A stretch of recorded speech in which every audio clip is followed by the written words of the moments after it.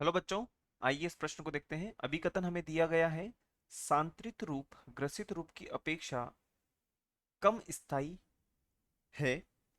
और कारण दिया है यहाँ पर हमें, वह समरूपण जिसमें दोनों केंद्रीय परमाणुओं के आबंदी युग्म एक दूसरे से अधिकतम दूरी पर होते हैं, सांत्रित समरूपण कहलाता है। विकल्प दिए हुए हैं हमें।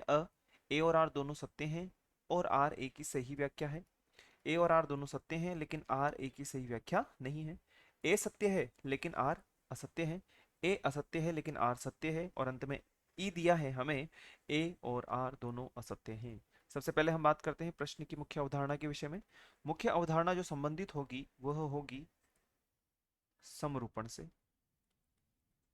मुख्य अवधारणा जो कि संबंधित होगी समरूपण से।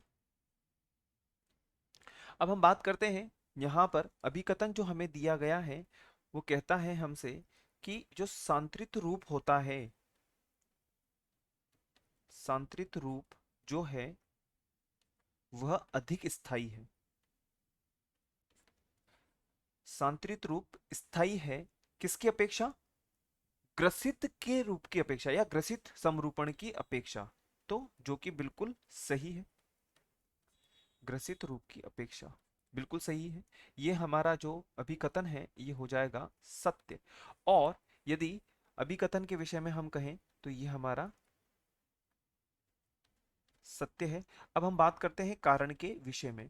अब कारण हमें यहाँ पे दिया गया है कि वह समरूपण जिसमें दोनों केंद्रीय परमाणुओं के आबंदी युग्म एक दूसरे से अधिकतम दूरी पर होते हैं, सांत्रित समरूपण कहलाता है। ऐसा नहीं होता है, क्योंकि हम जानते हैं, क्योंकि हम ये बहुत अच्छी तरीके से जानते हैं, जो सांत्रित समरूपण होता है उसमें हम लिख सकते हैं कि समरूपण में सांत्रित समरूपण में स्थितिज जो ऊर्जा होती है वह न्यूनतम होती है। स्थितिज ऊर्जा न्यूनतम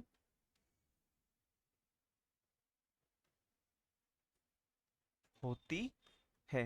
अतः हम कह सकते हैं कि यह असत्य हो जाएगा और हमारा जो अभिकथन है वो सत्य हो जाएगा। तो अब विकल्प के विषय में हम चर्चा करते हैं। ए और आर दोनों सत्य हैं, जो कि बिल्कुल गलत है। ए और आर दोनों सत्य हैं, ये भी बिल्कुल गलत हो जाएगा। ए सत्य है लेकिन आर असत्य है। तो हमारा जो विकल्प स है, हम लिख सकते हैं यहाँ पर विकल्प स हमारा सही उत्तर कहलाएगा। आशा है आप इसे अच्छी तरह समझ गए होंगे। धन्यवाद।